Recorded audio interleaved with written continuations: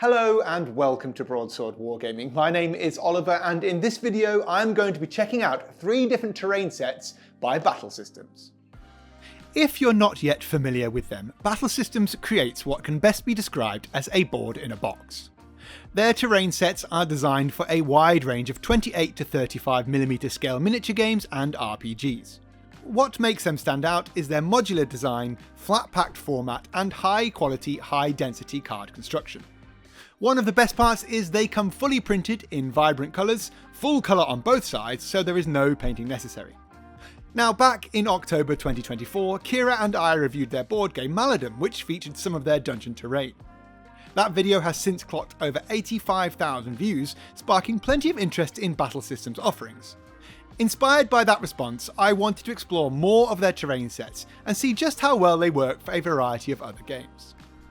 So historically, I don't have a huge amount of experience with this stuff. The only thing I've done is the Maladum video, which sort of incorporated the dungeon set, but a little simpler. Now, so many of you have watched that video, I felt it was sensible to do a little follow-up here with more of the Battle System stuff. So thank you to those guys for sending these sets over. We have the SciFi set, hoping that'll be good for maybe Kill Team or Zone Mortalis games. The dungeon set, it could be Warcry, could be Lord of the Rings, could be Age of Sigmar, could be Dungeons and Dragons, and then the generic sort of northern settlement, the fantasy buildings, obviously for any kind of fantasy historical setting game. First up, we've got the Northern Settlement. Now, this box contains more than enough terrain to set up a full gaming table in a wooden settlement, so it's perfect for fantasy and historical games. You get a mead hall, 2 homesteads, a stable block, 2 lookout towers, some palisades, and a whole host of other accessories. Whether you're looking to build a small, tight settlement for a skirmish game, or to spread it out over a larger battlefield, this set definitely has you covered. Now, a lot of the pieces are modular, so you can mix and match them for a new setup every time, and the roofs are removable, allowing you to play inside of the buildings as well.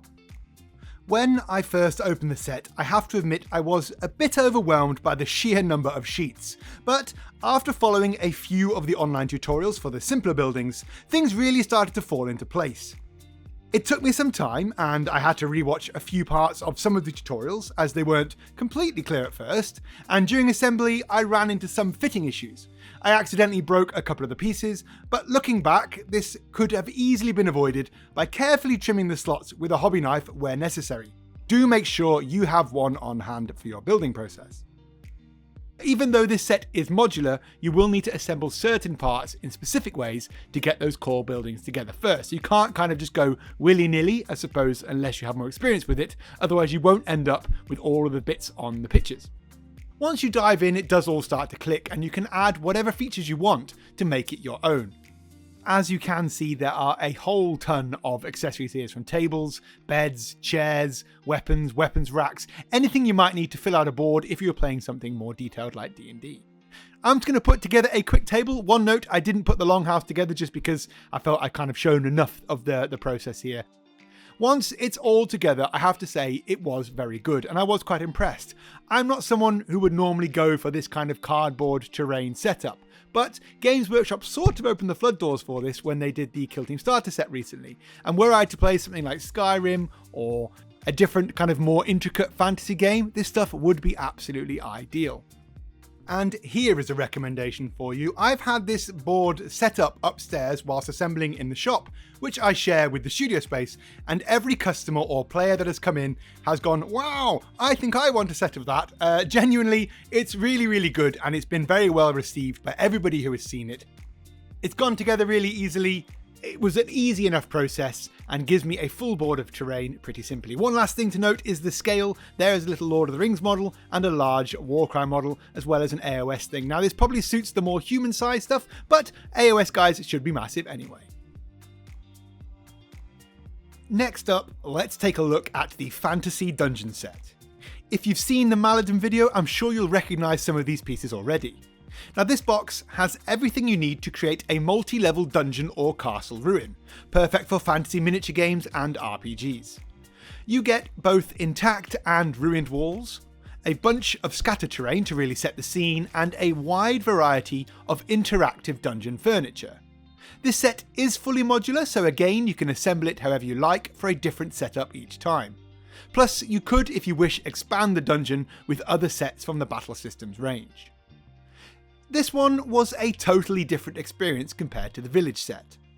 Unlike the village, where everything kind of needed to be put together in specific ways, here you've got a lot more freedom in how you build it. Having already spent a few hours working with the battle system style, I felt a lot more comfortable with this one at this point.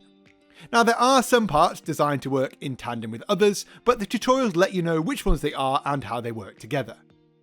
The main challenge here was figuring out where to start, since there are so many options for how to build and assemble things.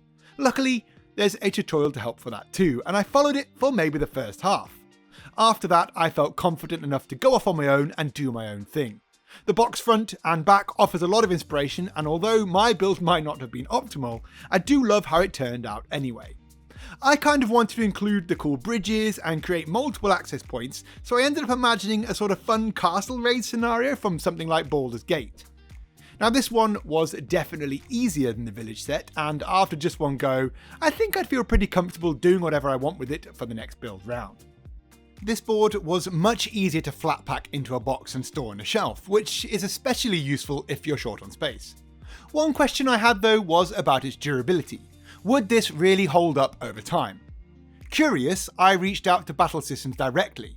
Now, their course-based game launched on Kickstarter back in 2019, and players are still using those original sets over 6 years later.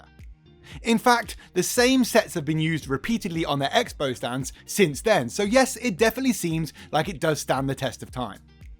If you're into D&D with miniatures, I would very much recommend this set. And the last test here is the scale test. Here we've got the Lord of the Rings guy, an Orruk and a Stormcast chap. You can see for yourselves just how well this set is size-wise too. Last, but definitely not least, it's my excuse for slipping the word Warhammer into the title. It's the SciFi terrain, the Gothic core set. Now, this box has everything you need to build a single level gaming board covering up to 2 feet by 2 feet or more, and is perfect for any 28 to 35mm sci-fi games set in a dark future. The pieces, much like the others, are all modular, so again you can mix and match them for a fresh setup every time. Plus, you can expand it with other sets from the Battle System SciFi range if you wish. Now, for this one, I'm thinking of using it for games like Kill Team, Horus Heresy Zone Mortalis, or 40k boarding actions. Heck, you could even use it to build a 3D Space Hulk board if you wished. Much like the dungeon set, this one is more about clipping parts together to create a detailed sci-fi or spaceship interior. The big difference here, I think, is that it doesn't build up as high as the other sets, and it comes with fewer pieces. That said, if you want a mega high, cool multi-level board, you can always use something like the Frontier core set to add on to this one as well. By the time I got to this set, the third one I built, I didn't need to follow many guides, and I didn't really want a really intricate or difficult build either. It was pretty clear to me now which pieces go where. There are a ton of cool little sci-fi accessories, and the removable doors come with stands, which is nice if you want the option to open and close them. What I really like about this set is actually just how simple it is to put together. Now, I know that sounds like an advert, but it's the truth. Sure, you could go crazy out there and build all sorts of intricate stuff with it if you wish, and I'm sure people do, but for me, I wasn't really looking for that. I just enjoyed mindlessly clipping pieces together until it looked what I thought was good. It's also more colourful than your typical rusty or grey sci-fi terrain without it being over the top or too gaudy. To me, this one feels like the most modular of the three, just because there are fewer parts to assemble, and it feels like more of the parts connect with other parts without having to think so much about it because everything connects with everything else, like it kind of does with all of this stuff. Now, I really wanted to try and showcase the best of battle systems here, along with answering any questions I think you might have. For me, this is something I will be using and offering as an option in store. The fact you can store this away, reset it up, and use it in as many different game systems as it can be used seems to me like a winner. There are some exciting opportunities and possibilities in the way you could build these up, and if you wanted to make something super cool and individual, the options are definitely there. So, there you have it. 3 boards, 3 layouts, and 3 themes. What did you think to these? Personally, I'm on board. I'm a convert, and I think this stuff is really cool and is something you guys should be checking out. If you want to take a look, why not use the link down there in the description to click over to the Battle Systems website and check out all of their offerings. It's always fun to investigate new options and offerings, so thank you to Battle Systems for sending this over, and thank you to you guys for watching. Take care, and I'll catch you in the next one.